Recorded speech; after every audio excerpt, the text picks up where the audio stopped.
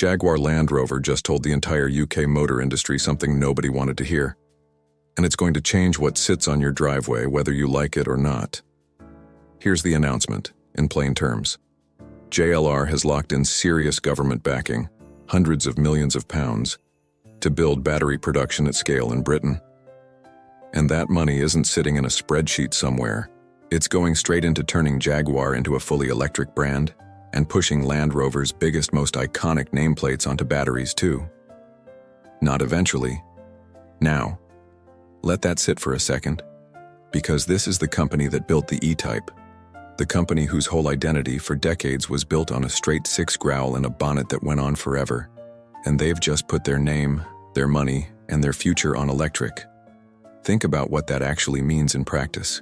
Every major Land Rover model, the ones that have sat on British driveways for generations, are on a countdown to a battery pack under the floor instead of a diesel lump under the bonnet. And Jaguar, the brand that once meant leather, walnut, and a straight six that sounded like it meant business, is being rebuilt from the ground up as something that would look more at home in a design museum than a golf club car park. I'll be honest with you. And when I first read the details, my gut reaction was skepticism. British car brands promising a bold electric future is not exactly a new headline. We've heard by 2025 turn into by 2026 turn into, well, actually, 2027 now. JLR themselves pushed the Range Rover Electric back more than once. So why is this one different? It's different because of the scale and because of the timing. This isn't a vague pledge dropped into a press release to keep shareholders quiet. There's a battery plant attached to it. There's a named partner, Tata, JLR's own parent company, putting real infrastructure into the ground on British soil. That's not marketing, that's manufacturing. And manufacturing doesn't lie the way a slide deck can. So what actually changes for you, the person who might genuinely want one of these cars? Start with the Range Rover Electric. For years, this thing has been more myth than machine. Tens of thousands of people put down deposits sight unseen on the promise of a fully electric Range Rover. Then came delay after delay, testing extended, strengthening demand, used as the official line. If you've been one of those waiting, I understand the fatigue. But here's the shift. Production is now locked to the second half of this year, and JLR is calling it the most rigorous testing program any Range Rover has ever been through. That's not spin. That's them trying to make sure this thing can actually tow a horsebox up a Scottish hillside in the rain without drama, which, let's be honest, is the entire point of owning a Range Rover in the first place. Then there's Jaguar.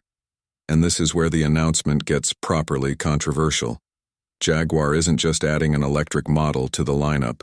Jaguar is becoming an electric-only brand. Full stop. The old lineup is gone, discontinued, sold off as used stock. What replaces it is a completely reimagined identity, starting with a four-door electric GT that's already been spotted testing on UK roads. Expect a price tag north of £100,000. Not a typo.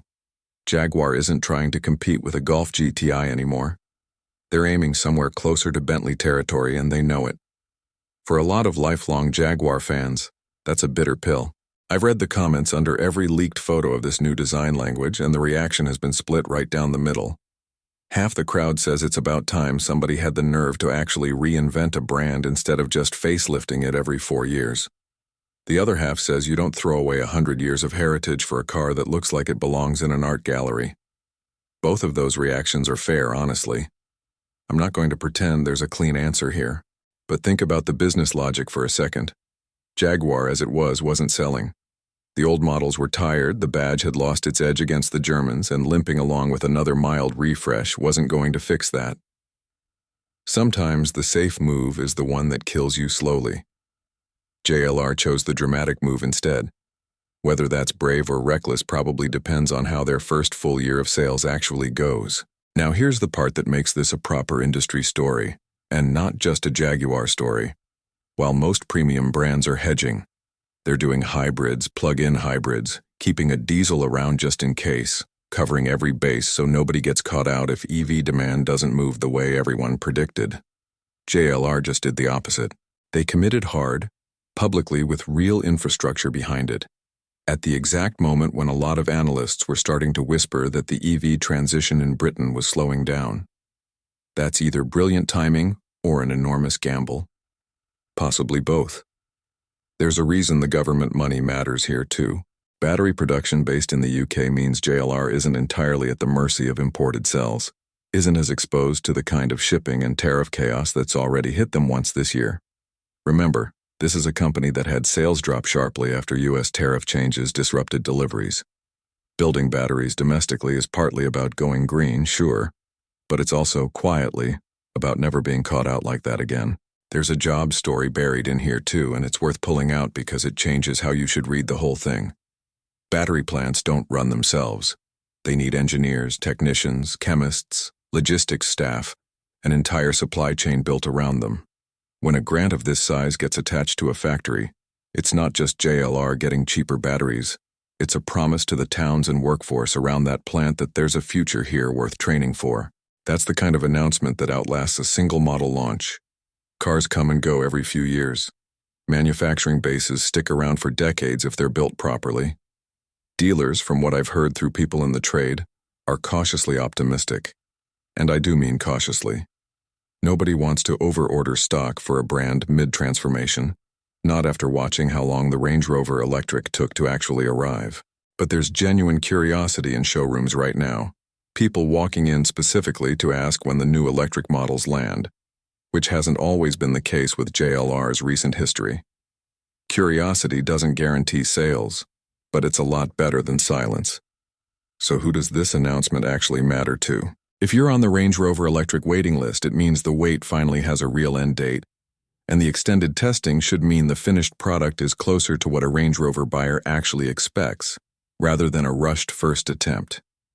If you're a lifelong Jaguar enthusiast, it means grieving the old badge a little and deciding whether the new direction earns your trust or loses it completely. And if you just care about where the UK motor industry is heading generally, this is a genuine signal. When one of Britain's most recognizable manufacturers stakes its future on batteries built on home soil, that ripples outward. Suppliers shift. Investment follows. Other brands watch closely to see if the bet pays off before deciding whether to follow.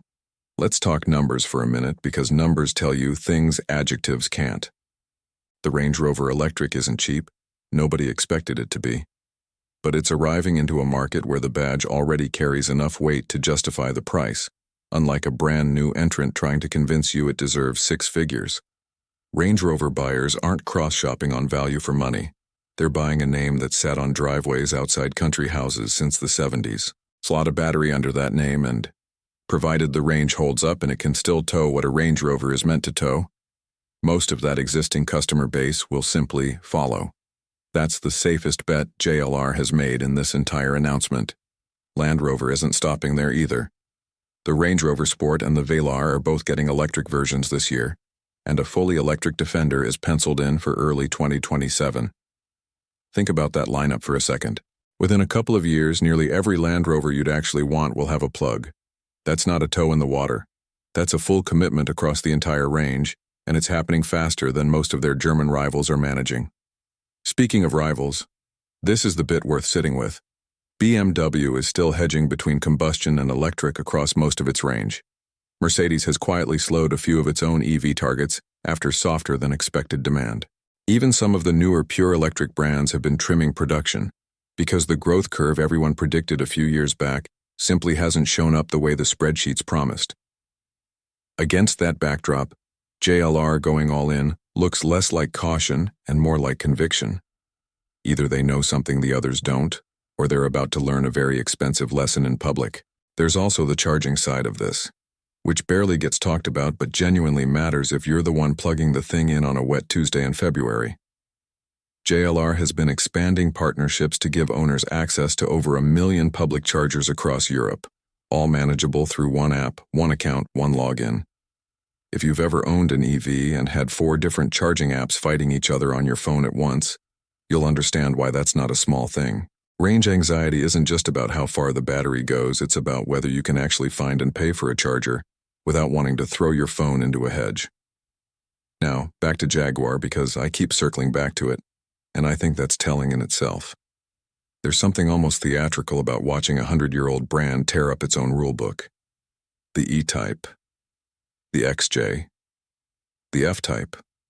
Gone now. The last of the old-school Jaguars rolled off the line, and that was that. For a certain generation of car enthusiasts, that's not a business decision, that's a bit of a bereavement. I get emails and comments from people who grew up wanting a Jaguar the way other people wanted a season ticket to their football club. It meant something beyond the spec sheet. And now the badge is chasing an entirely different customer, someone younger, wealthier, less sentimental about straight-six engines, more interested in design as a statement than heritage as a comfort blanket. Whether that customer actually exists in the numbers JLR needs is the real question nobody can answer yet. Not analysts, not dealers, not me. Concepts photograph beautifully. Balance sheets don't lie nearly as well. Here's my honest take, for what it's worth. I think the Range Rover side of this makes complete sense. Big, heavy luxury SUVs suit electric power well. The instant torque actually flatters that kind of vehicle rather than fighting it. The Jaguar side is the one I'm still not fully sold on. A six-figure electric GT is a huge swing for a brand that's been struggling to convince people to buy its cheaper stuff. It might be genius repositioning. It might be a brand talking itself out of relevance by pricing out the very people who used to love it. Look at the design language for a second, because it tells you exactly who Jaguar thinks it's talking to now. The concept that's been shown publicly, the one with that striking blue and pink color treatment, isn't trying to look fast in the traditional sense. It isn't chasing aggressive vents and aerodynamic drama the way a supercar would. It's sculptural. It's meant to sit in a gallery as comfortably as it sits on a driveway. That's a deliberate choice, and it's the clearest signal yet that Jaguar has stopped trying to out-German the Germans on performance numbers and started trying to out-design everyone on pure visual statement instead. Is that the right call? Depends entirely on whether wealthy buyers actually want a car that reads as art before it reads as engineering. Some will. Bentley and Rolls-Royce have proven for decades that a certain buyer wants presence over lap times. But those brands built that reputation over a century of consistency. Jaguar is trying to build it in about 18 months, off the back of a rebrand that a chunk of its existing fan base still hasn't forgiven them for. That's the tightrope, and here's a detail that gets lost in most of the coverage. Pricing a car above £100,000 doesn't just change who can afford it, it changes what the car is compared against. Nobody cross-shops a £100,000 Jaguar against a Volkswagen. They cross-shop it against a Porsche Taycan, an Aston Martin, maybe a Bentley Flying Spur if they're feeling patient.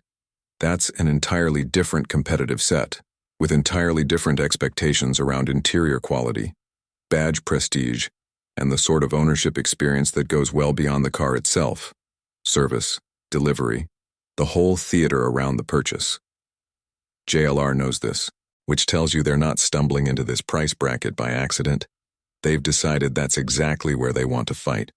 We'll know within a year or two which one it turns out to be. What I'm fairly certain of is this. Nobody in this industry is watching JLR right now and shrugging.